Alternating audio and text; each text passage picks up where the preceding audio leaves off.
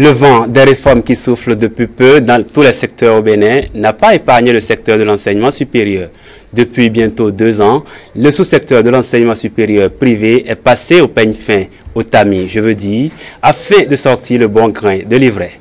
Bon an mal an, la structure chargée de ce travail poursuit son chemin avec sans doute des grincements de dents dans le rang des concernés. Mais avec un peu de volonté de la part de ces derniers et des concessions faites par le gouvernement de la rupture, le paysage de l'enseignement supérieur privé s'éclaircit.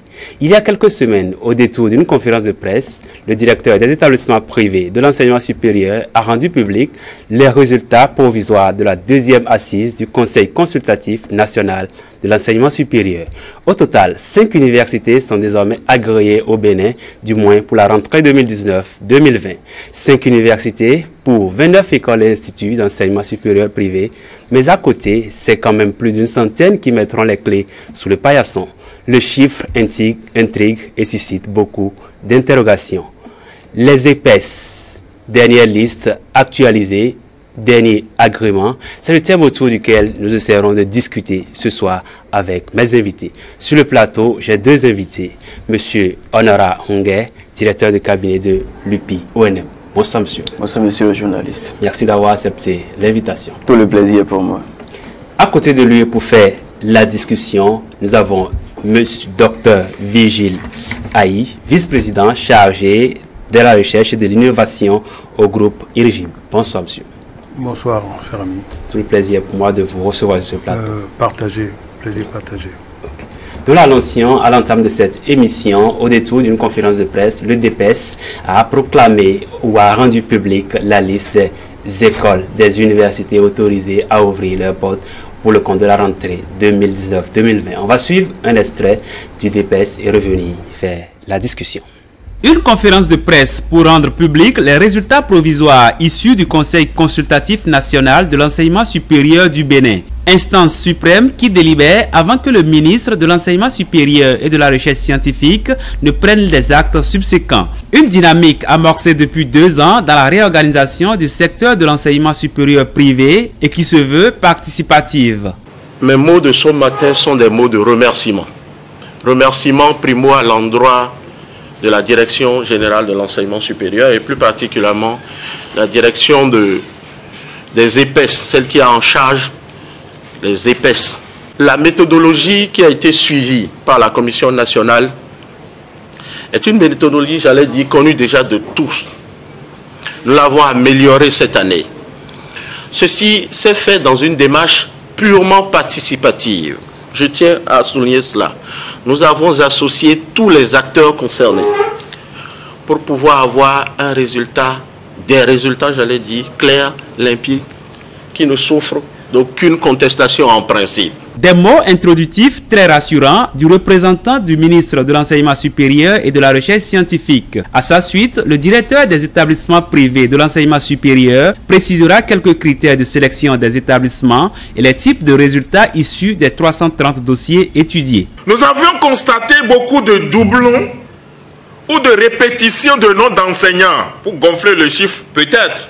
Nous avions constaté des omissions de chiffres dans l'ordre cardinal de la liste. Il y a un promoteur qui met 1, 2, 3, 8, 9, 10, espérant que les experts ne liront pas et verront simplement le nombre final pour pouvoir avancer. Nous avions constaté des preuves d'expérience professionnelle des enseignants non universitaires qui ne sont que des attestations signées par le promoteur lui-même. Au vu de tout ceci, les résultats de la commission sont les suivants. Nous avons actuellement 5 universités agréées. L'Université africaine de technologie et de management Gaza Formation, agrément renouvelé. Université IRGIB Africa, agrément renouvelé. Amélioration du score des autorisations d'enseigner, performance académique particulièrement remarquable. Université catholique d'Afrique de l'Ouest, agrément renouvelé, mais en sursis d'1 an supplémentaire pour non-amélioration du score des autorisations d'enseigner et pour rapport annuel d'activité peu fourni. Université protestante d'Afrique de l'Ouest, UPAO. Université polytechnique internationale Obiang Nguema, UPI ONM. Université agréée en 2019. Seuil de réussite atteint, absence de critères éliminatoires, dossier complet. Liste des épaisses, liste provisoire des épaisses affermée, 102. Rappelons que pour en arriver au résultat publié ce jour, 271 personnes, dont 212 inspecteurs et contre-inspecteurs, 52 experts et 7 personnalités assurant la coordination et le suivi ont travaillé d'arrache-pied. Des notifications et réceptions des résultats aux différents promoteurs, ces derniers disposent d'un délai d'une semaine pour d'éventuelles réclamations. Je peux vous dire que je remercie le Dieu Tout-Puissant qui nous a gardés jusqu'à ce jour. Je remercie toutes les autorités et je peux dire aujourd'hui que notre université, elle a été agréée finalement et définitivement. Ça veut dire quoi? Elle n'est pas provisoire. Ce n'est qu'une joie pour nous. Et parmi les 4 autres universités agréées, nous sommes la 5e université privée agréée aujourd'hui. Et dans presque 10 masters, en 8 licences. Je pense que nous avions fait le carton et que Dieu soit loué. Nous sommes en parfaite collaboration avec les autorités. C'est le Conseil consultatif national regroupé en son sein avec des grandes institutions, des ministères, des chambres de commerce et tout qui ont fait. Ce n'est pas une affaire où nous avions usurpé. L'année passée, nous avions reçu des avis défavorables. Retour sur ce plateau pour faire cette émission. Monsieur Banou, vous représentez l'UPI ONM, vous êtes le directeur de cabinet de l'UPI ONM, vous l'aviez entendu. Vous êtes la 5e université. Après, pour difficulté l'année dernière, vous avez fini par obtenir cet agrément. Comment est-ce que vous appréciez cette réforme initiée par le gouvernement de la rupture? Bon, je vous remercie. Bon, c'est une joie, il faut le dire ainsi, parce que l'année dernière, lorsque les résultats ont été donnés après les travaux des différentes commissions, nous avons reçu des avis défavorables pour toutes les filières pour lesquelles nous avons demandé les agréments. Ça n'a pas été facile. Ça n'a pas été facile. Bon, cette année, on a eu la possibilité de repartir à nouveau. Nous avons mis le paquet parce qu'il faut le dire, il a fallu beaucoup de travail.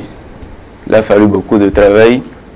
Et les critères, les différentes consignes à suivre pour obtenir ces agréments-là, nous avons fait les efforts qu'il a fallu pour en arriver là. C'est une joie pour nous. Okay. Vous êtes tout heureux d'avoir obtenu cet agrément. Professeur Ayi, avec vous, je ferai le même exercice. Vous n'êtes pas nouvel élu, vous étiez déjà dans la BAC il y a un an. Dites-nous comment est-ce que l'Égypte apprécie cette réforme. Alors, merci de nous donner cette opportunité. Au sujet des réformes dans l'ensemble, aujourd'hui, nous sourions et nous voyons un peu les perspectives avec beaucoup d'espoir que l'ensemble d'entre nous qui sommes agréés aujourd'hui pourrions atteindre la phase des homologations. En fait, une fois homologués, en tout cas depuis l'année dernière, une fois homologués, nous nous sommes retrouvés dans de nouveaux soucis. Parce que tous les jours, ce sont des challenges et c'est de nouveaux deals. Vous savez, après l'agrément, oui, l'année qui suit, vous êtes tout de suite en sursis si vous ne présentez pas un rapport positif à la commission technique qui envoie à la commission consultative nationale de l'enseignement supérieur. C'est pour vous dire que désormais, on est perpétuellement en compétition et perpétuellement en évaluation. Et l'autre souci, et comme il a dit tout à l'heure mon collègue, nous avons beaucoup de récriminations. Mais, comme vous le savez, le gouvernement actuel, à son arrivée, est allé chercher directement les tests écrits par les prédécesseurs qui n'avaient pas été mis en route. Et il a été question de les appliquer, donc des tests de 2008, des tests de 97, de les mettre et de les appliquer. Le visage de l'enseignement supérieur actuellement et l'environnement ont beaucoup changé. Oui, elle s'est dit, en parlant de tests, elle s'est dit que les tests étaient là et que ce n'était pas appliqué de façon rigoureuse en son temps. Alors, en son temps, les tests étaient partiellement exécutés. Il y en a qu'on a découvert chemin faisant, et c'est ce qui a fait le lever de bouclier, les tollés auxquels vous aviez assisté il y a 2 ans, il y a 3 ans. Et il faut saluer le professionnalisme et puis le sens d'écoute de nos responsables, en tout cas du ministre de l'Enseignement supérieur, de la Recherche scientifique et de son staff. Bien des gens penseraient que je passe la pommade, comme c'est à l'accoutumée, c'est ce que les gens pensent. Mais je fais partie de ceux qui étaient sur la ligne de front et qui avons frondé. Nous avons frondé. Mais nous n'avons pas frondé comme des épiciers. Nous avons frondé comme des professionnels étant dans notre domaine et qui souhaitions avoir des possibilités de discussion et que nous puissions aller. Parce que dans les tests, il y a eu beaucoup de réadaptations. Sans quoi, beaucoup peut-être nous aussi, on serait passé à côté. Parce que je vous disais, l'environnement actuel n'est pas le même. Je vous donne un exemple. Oui. Je crois que la plupart des collègues ont ce souci.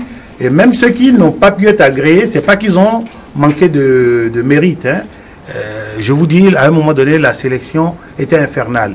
Ou lorsqu'on vous demande par enseignant près de 50 pièces à fournir. Pour un seul enseignant. Pour un seul enseignant.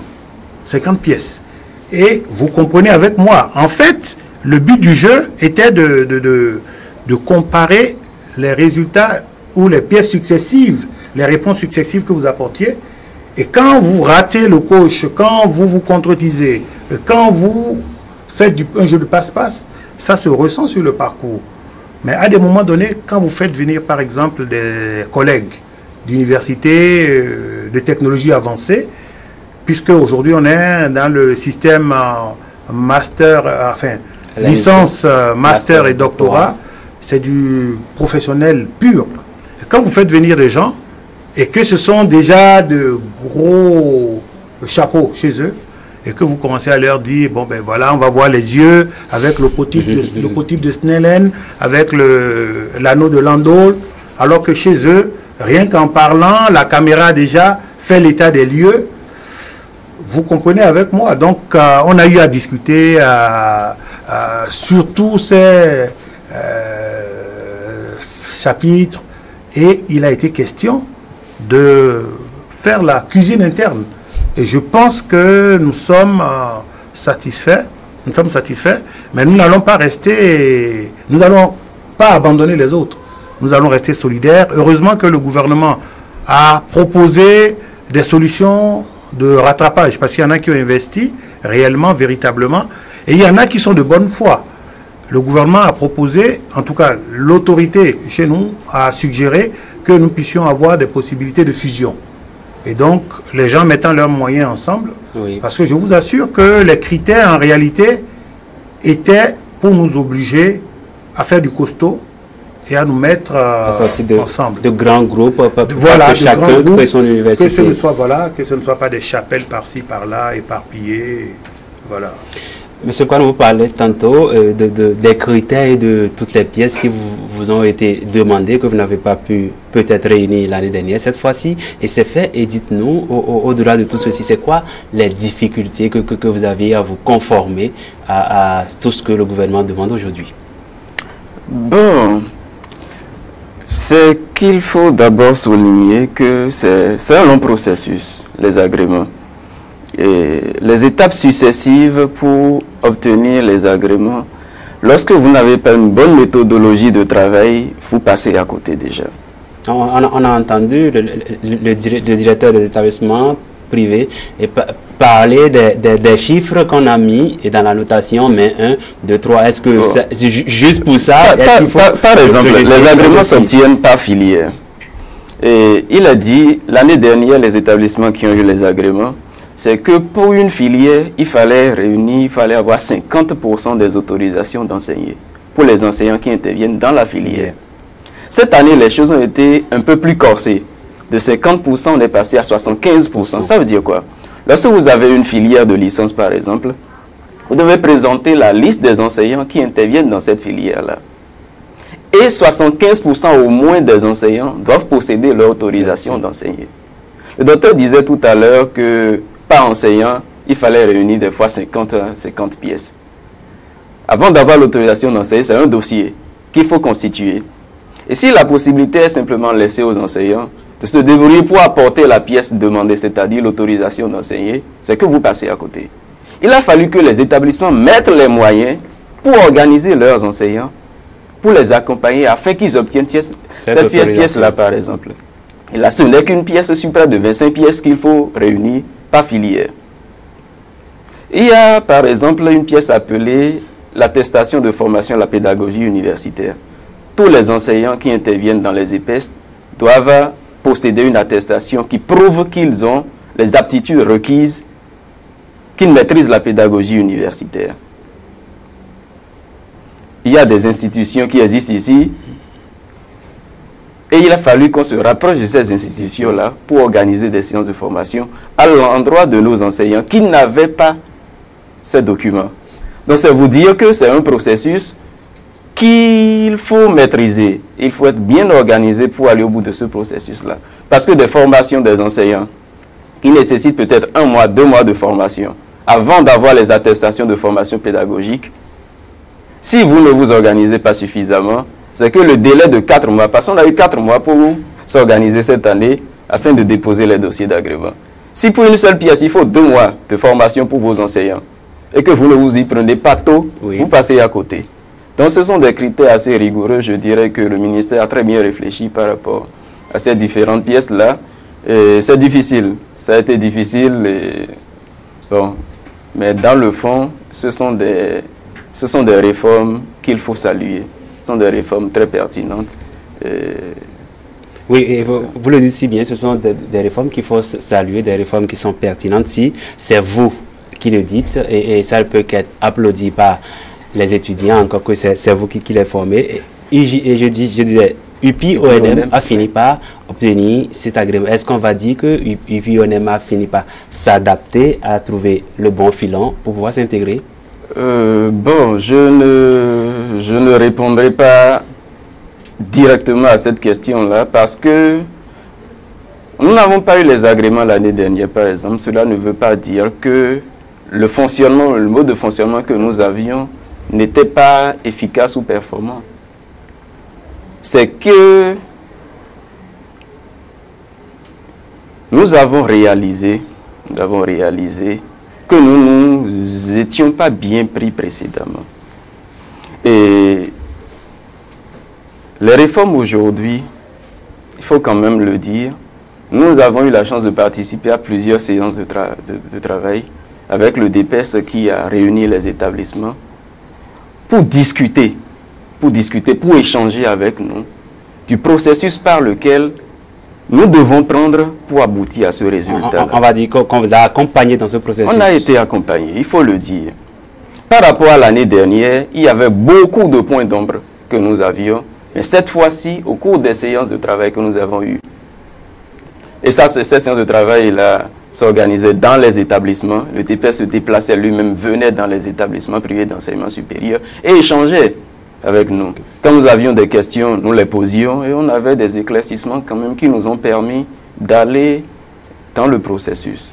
Oui, professeur Aïe, vous adaptez, vous essayez de vous adapter. Vous l'avez dit tantôt que vous n'arrivez pas à dormir sur vos lauriers, vous êtes en permanence évalué. On ne va pas vous évaluer comme les autres, mais c'est quand même à un niveau un peu plus supérieur. Mais dites-nous, à partir de cet instant ou à partir de l'année dernière, comment est-ce que ça se passe désormais, le fonctionnement au niveau de vos universités?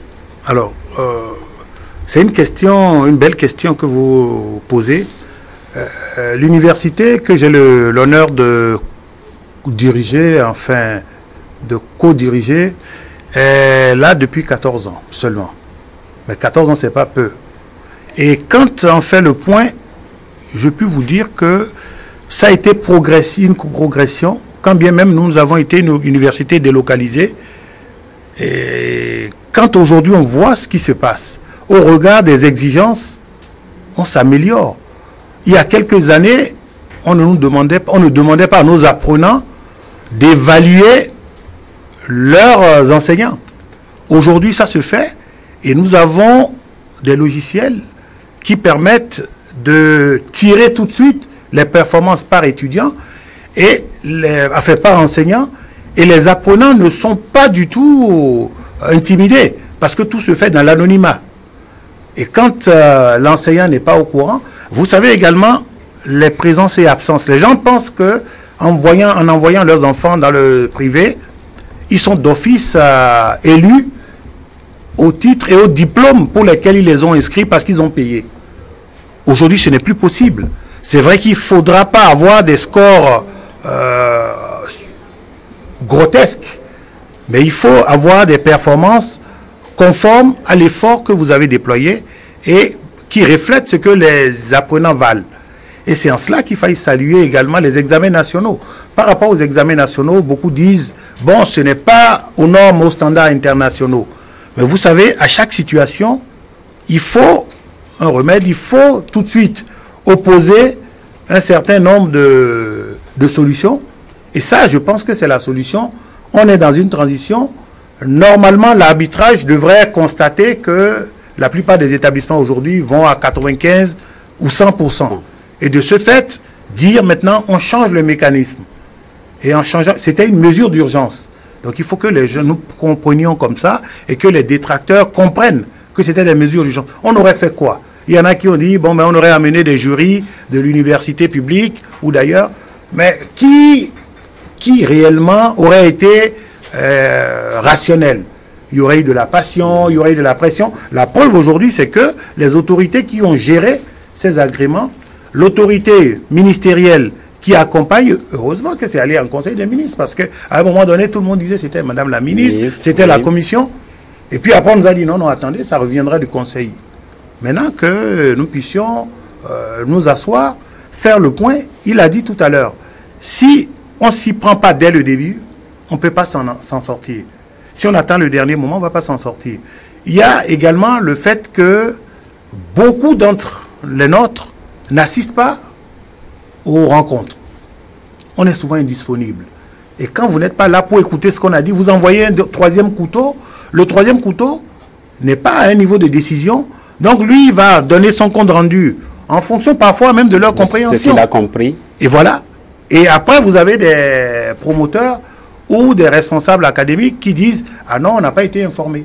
Aujourd'hui, vous savez, la situation est telle que c'est un peu comme à l'international. Et le privé et le public, vous serez sur les mêmes standards, vous êtes évalués. Et puis après, quand vous voyez, vous serrez les mains. Et vous savez, aujourd'hui également, on est obligé de collaborer. Le public et le privé, parce qu'on disait avant, non, le privé ne faisait pas de recherche.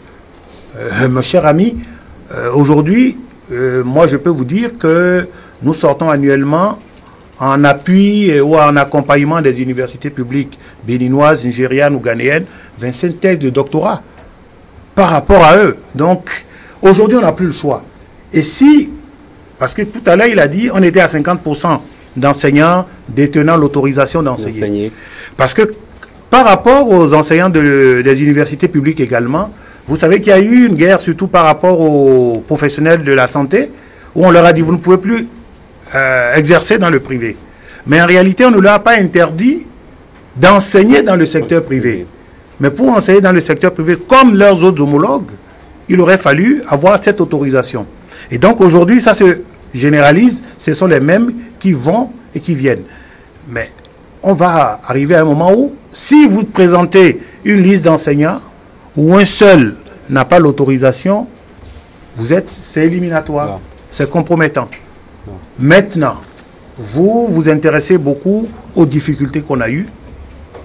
Il y a des difficultés pour lesquelles on doit pouvoir statuer aujourd'hui pour que demain, il n'y ait pas de soucis. Parce qu'il y en a quand même qui ne sont pas progressistes. il y en a, et l'autorité est bel et bien imprégnée de la chose, et je pense que c'est la raison pour laquelle cette année, par exemple, certains critères qui avaient frappé l'année dernière ont été amoindris pour que nous puissions coller aux réalités, parce que vous savez, aujourd'hui, il y a des enseignements en ligne qui sont même plus efficaces que des enseignements en présentiel. Aujourd'hui, nous avons des capacités de faire du screening. Les gens sont à la maison et on leur dit aujourd'hui, il y a enseignement dirigé.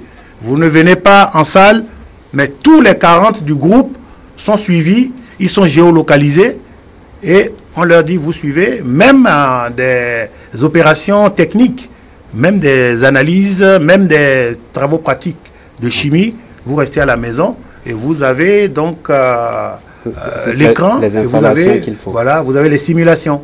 Donc il y a beaucoup de nouveautés technologiques qui ne sont pas prises en compte par ces tests et qui, nous l'espérons, parce qu'aujourd'hui quand même, c'est assez inclusif. On ne pourra pas dire le contraire, il a énoncé tout à l'heure, hein. Il y a eu plusieurs réunions et c'était tournant.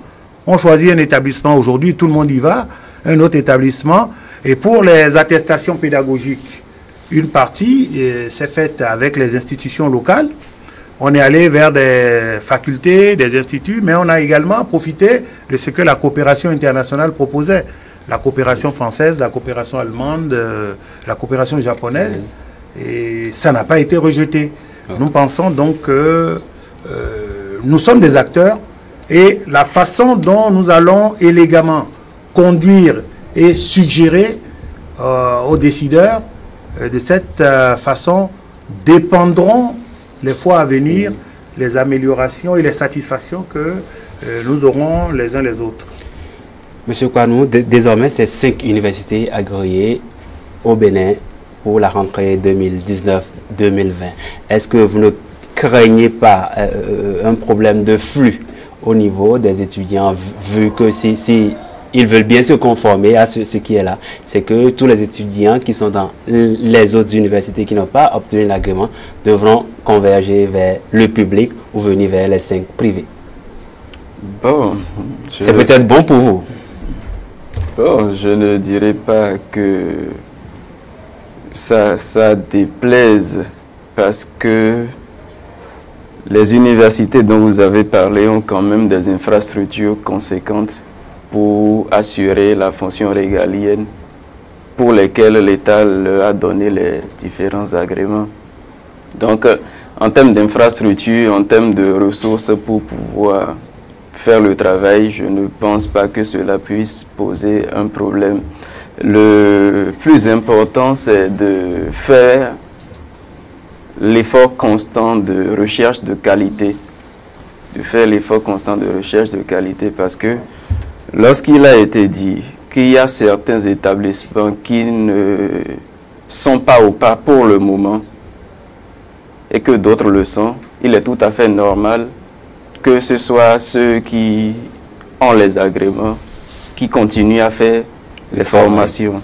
Donc c'est à nous de mettre en œuvre les moyens qu'il faut pour accueillir ces flux d'étudiants-là et pour toujours maintenir l'effort constant de recherche de qualité.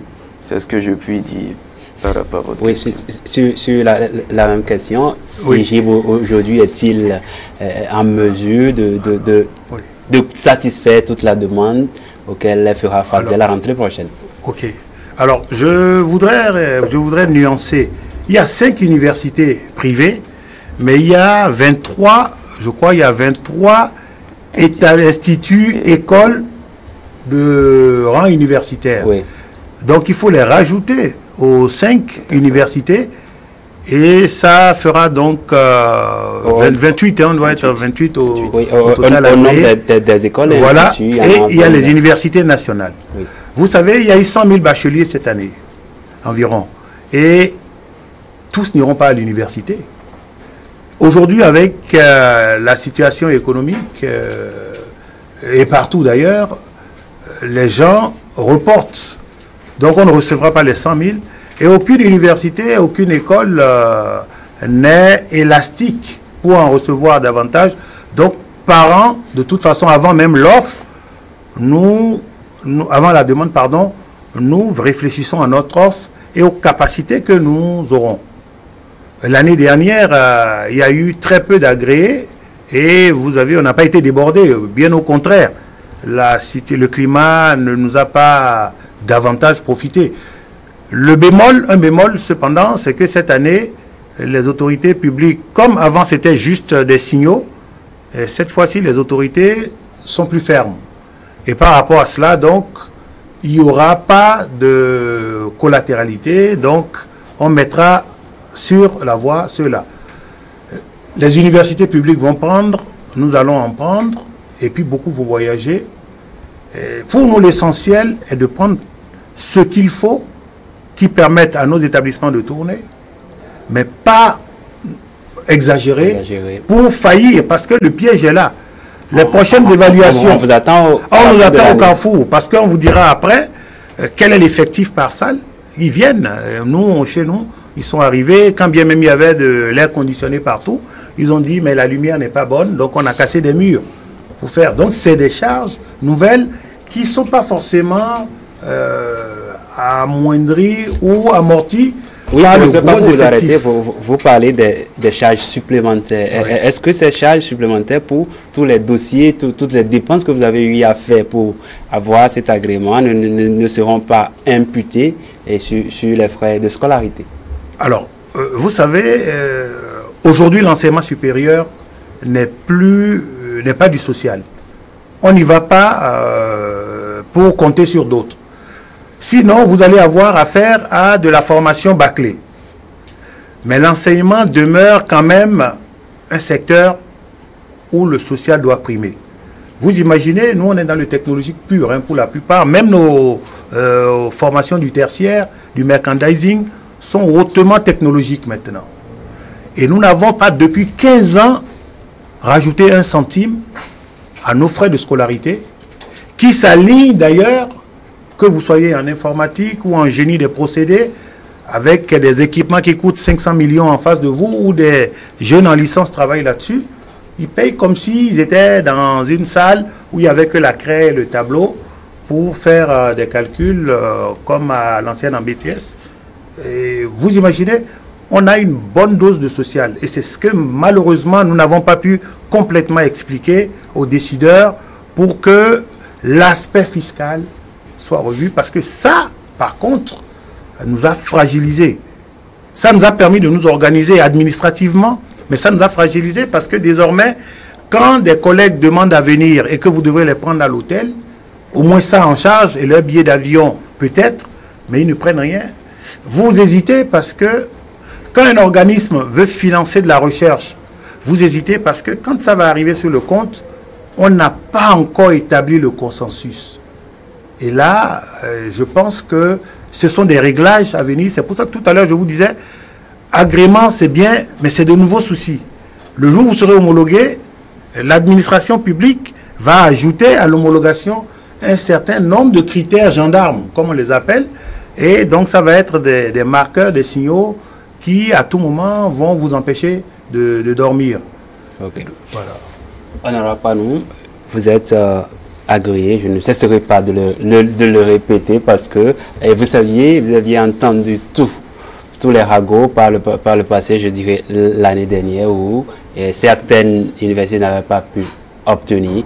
Cette année, vous êtes sorti du lot, mais il y en a quand même plus d'une centaine qui seront fermées. Lorsqu'on prend un critère simple où on dit que les universités doivent avoir des infrastructures en propre, pas au nom du promoteur, des infrastructures au nom de l'université. N'est-ce pas un critère, ce critère-là n'est-il pas trop corsé? Parce que quand on regarde l'univers en termes d'université au Bénin, c'est beaucoup plus sur le bail, sur les locations que les promoteurs fonctionnent. Bon, pour ma part, je ne pense pas que ce critère-là soit trop corsé parce que... Université, c'est quand même pas une maternelle à créer, un cours primaire à créer. Il faut quand même le dire, nous avons des établissements d'enseignement supérieur privé. Vous allez au niveau du rez-de-chaussée, vous voyez un magasin. Au niveau du premier étage, vous voyez une pancarte, on dit que ça, c'est une université. Et vous y entrez, c'est peut-être 4-5 pièces que vous avez. Donc, quelque part, ce n'est pas un critère qui soit injuste, à mon avis. Parce que lorsque vous décidez d'investir dans le secteur de l'enseignement supérieur, c'est que vous mettez beaucoup de moyens. Et l'État doit quelque part encourager ceux-là qui ont eu le courage d'investir dans leur pays et de mettre suffisamment de moyens pour participer à cette fonction-là, à cette tâche-là. Donc je dirais que c'est un critère pertinent, selon moi. Et ça nous amène davantage à nous dire que les efforts que nous faisons, les investissements que font les promoteurs ne sont pas vains. Ceux qui ont acquis des domaines, ceux qui ont construit des bâtiments, qui ont coûté des centaines de millions, voire des milliards, et qui aujourd'hui se rendent compte qu'il y a ce critère-là, quelque part c'est un ouf de soulagement. On se dit, on n'a pas investi pour rien, on reconnaît enfin la valeur des investissements que nous avons faits. Donc quelque part c'est un critère qu'il faut encourager selon moi. Mais au niveau des 100 ou 103 qui doivent être fermés, et comment est-ce que vous organisez? Est-ce que au niveau de l'association des universités privées, c'est déjà terminé, c'est bon, on leur a dit qu'ils doivent fermer et vous les oubliez juste et vous continuez? On ne va pas, nous avons, ce sont des établissements que nous connaissons, ce sont des établissements avec lesquels nous avons eu à travailler au fil des années précédentes. Donc ce n'est pas un plaisir d'entendre que ces établissements-là seront fermés, ce n'est pas du tout un plaisir. On l'a dit tout à l'heure avec vous, professeur, l'année dernière, vous avez dit que la commission ou le conseil a été un peu plus réservé, n'a pas été aussi rigide, mais cette fois-ci, ils ont dit qu'ils seront rigoureux et que si ça doit être fermé, on ira jusqu'au bout. Vous êtes président de l'association des universités privées, la question vient à point nommé. Dites-nous comment est-ce que ça s'organise au niveau de cette association par rapport à ceux qui doivent fermer. Ok, alors je voudrais rebondir sur la précédente question à mon collègue où vous avez parlé de la condition de détention des infrastructures. Je voudrais rajouter que la commission nationale, consultative nationale de l'enseignement supérieur et même les commissions techniques ont allégé un peu plus.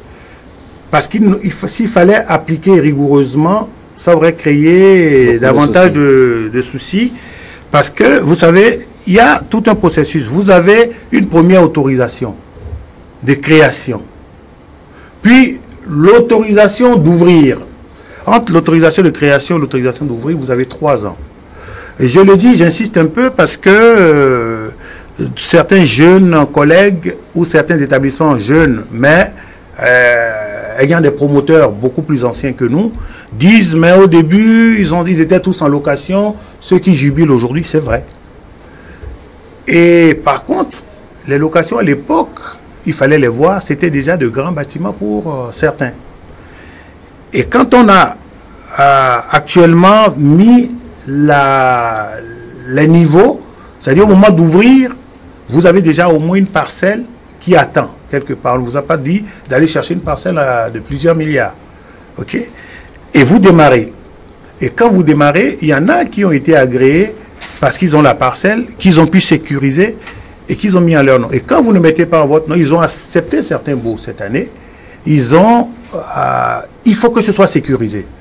C'est-à-dire en matière juridique, que ce soit des termes appropriés pour qu'en pleine année, les gens ne viennent pas vider ou qu'il y ait des problèmes, surtout ce qu'ils ont évoqué, ce sont la disparition, par exemple, malheureuse des promoteurs et que les héritiers ne se retrouvent pas dans l'activité et disent, bon, mais nous, on va arracher. Il faut pouvoir éviter. Donc, sur cet aspect, je pense que c'est un peu les dispositions qui ont accompagné les tests. Et pour la question que vous avez posée... Au niveau de l'association. Au niveau de l'association, vous savez, durant le processus, il ne faut pas que les gens soient... Il faut que nous soyons véridiques. Pendant que nous avions, l'année dernière, essuyé les premiers rejets, donc là, c'était véritablement la panique. Parce qu'il y a des établissements qui échangeaient, qui partageaient presque les mêmes programmes, et puis après, ils ont été défaits. nous avons accompagné, nous avons mutualisé les efforts. Nos enseignants sont allés dans les mêmes centres, on est allé dans les mêmes négociations. Depuis lors, et ce n'est pas que l'Association des universités privées du Bénin. Les autres associations, le patronat des établissements privés, le forum des grandes écoles et universités, se sont organisés. Il y a eu beaucoup de séminaires, de colloques, de réunions d'explication. Il y a eu des mutualisations au niveau même des commissions internes qui montaient les dossiers. Mais je pense que nous avons manqué un peu de vigilance et manqué un peu de réalisme pour certains. Et je dois avouer que malheureusement, quelques-uns quand même ont déçu. Le linge sale se lave en famille, c'est pas ici qu'on va l'étaler. Mais j'avoue que pour le combat, ça c'est une véritable guerre contre la médiocrité qu'on a menée. Certains n'ont pas suivi les consignes. Et puis certains, malheureusement, comme il a dit, n'étaient pas sur le terrain. Et malheureusement, je répète malheureusement, parce que dès qu'on a eu les résultats, les premières déclarations que nous avons faites étaient de dire nous on attend l'affichage. Parce que le vice-président du Forum des grandes écoles et universités a dit nous voulons, devant le DAC, le jour où il présentait, oui, nous voulons les résultats avec des affichages de tout ce qu'on nous reproche. Et pouvoir y aller un par un. Mais il y en a avec lesquels vous dites, et ils disent, bon, mais on avait tout donné. Et quand vous rentrez dans la confrontation, et qu'on vous sort, les gens n'ont pas donné. Là, vraiment, et c'est là, on revient sur ce qu'il disait, mon collègue. On va dire qu'il a manqué un peu de rigueur. On a manqué de rigueur, et il faut qu'à un moment donné, quand nous avons, je vous donne l'exemple de Yurgi, à un moment donné, on a retiré certaines filières pour ne pas essuyer des revers. Si vous êtes sûr que vous n'êtes pas à jour, il ne faut pas y aller. Et surtout, ne dites pas à vos autres partenaires, ah, on a tout donné et l'administration nous a recalé pourtant pour que vous rouillez tous dans les brancards. Après, vous aurez en face de vous la justice. Parce qu'on va vous sortir les éléments un par un. Mais ça compromet après la suite pour les autres. Parce que l'administration va muscler et durcir. On risquera de nous dire la prochaine fois, allez déposer les dossiers chez un huissier. D'ailleurs, cette année, à la différence de l'année dernière, dès qu'on a déposé les dossiers, tout a été séjourné dans les commissariats de la police républicaine jusqu'à la veille des ouvertures. Et dès qu'ils ont fini d'ouvrir, ils ont remis les scellés et ils ont renvoyé. Donc il n'y aurait même plus eu de possibilité de négociation, même si l'autorité se disait, bon, ceux-là font des efforts, on n'a pas compris pourquoi, à un moment donné, est-ce que les dossiers et les documents étaient prêts, c'était un oubli. Quitte à ce que vous présentiez, là, c'est fini. Les commissions techniques, d'ailleurs, ne se connaissent même pas. Libère, et à la commission nationale, c'est une journée, et ça va au pas de charge. Voilà. Monsieur Kwanou, nous tirons déjà à la fin de cette émission. C'est vrai que beaucoup de choses vont changer désormais dans votre manière de gérer vos différentes institutions, mais de manière fondamentale, dites-nous, juste pour sortir de cette émission, qu'est-ce qui va changer au niveau de l'UPI-ONM? Oh. Qu'est-ce qui va changer? Au-delà du fait que le statut je dirais, a déjà changé. Le statut, bon, le statut a changé parce que nous avons les agréments maintenant. Mais ces agréments que nous avons eus maintenant, c'est le fruit, c'est le résultat des efforts que nous avons eu à faire entre cette année et maintenant, entre l'année dernière et maintenant.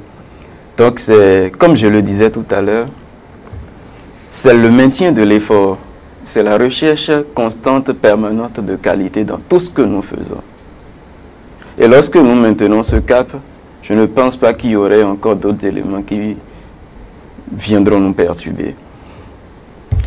À l'UPI-ONM, depuis quelques années, nous réfléchissons beaucoup sur la question de l'emploi des étudiants que nous formons.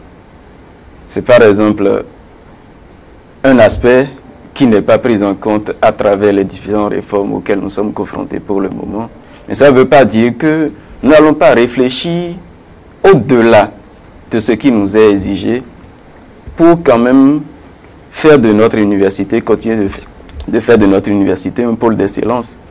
Okay. Donc je dirais que nous allons maintenir les efforts que nous faisons, faire au-delà de ce qui nous est demandé, c'est surtout cela. Et ce n'est qu'en recherchant constamment la qualité que nous aurons des universités de standard international qui feront du Bénin un pays de référence dans l'enseignement supérieur en Afrique et dans le monde. Professeur Kwano, avec vous, le même exercice, qu'est-ce qui change fondamentalement à IJIB?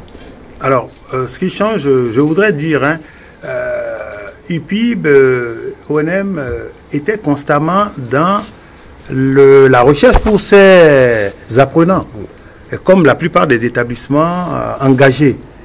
Et dans les tests qu'ils nous ont donnés, il y a des pièges, des non-dits. Ils nous ont demandé d'afficher les preuves de performance interne et externe. Ça voudrait dire bel et bien les placements, les positionnements. Après la formation, après la formation. Que deviennent les étudiants. Que deviennent les étudiants. Et ça nous amène aujourd'hui, et d'ailleurs, là-dedans également, ceux qui ont eu des agréments et les nouvelles ouvertures ont tenu compte des filières dites d'avenir, des filières innovantes. Et ça voudrait dire aujourd'hui que, plus que jamais, nous nous attellerons à travailler dans le sens de l'innovation. Et nous prions nos compatriotes, nous prions les parents, parce que parfois vous discutez et vous êtes affaiblis. Vous discutez avec les gens et vous leur dites, voilà ce qui serait meilleur aujourd'hui. On dit non, c'est nous qui payons, nous voulons que nos enfants fassent ceci, parce que dans l'administration, moi je vous dis dans 10 ans, il n'y aura plus d'administration. Mais aux États-Unis, les premiers du monde, c'est ça. Ils n'ont pas d'administration. L'administration, c'est des rotations. Et c'est là où on vous dit, le nouveau secrétaire d'État au Trésor, un ancien avocat, un ancien des Harvard et des autres. Et nous sommes en train d'aller à ce niveau-là. Nous sommes en train aujourd'hui de fournir à l'international des jeunes. Parce qu'aujourd'hui, à travers les réseaux sociaux, les chasseurs de tête les repèrent et les prennent. On a des spécialités où, avant qu'ils ne finissent la 3e année, ils sont déjà pris. Et on n'a plus d'étudiants en master parce qu'ils sont déjà pris. Et là-bas, les gens continuent ou leur disent ils vont travailler de là-bas pour faire des cours en formation continue. Vous savez, donc, nous, de toute façon, à IRJIB,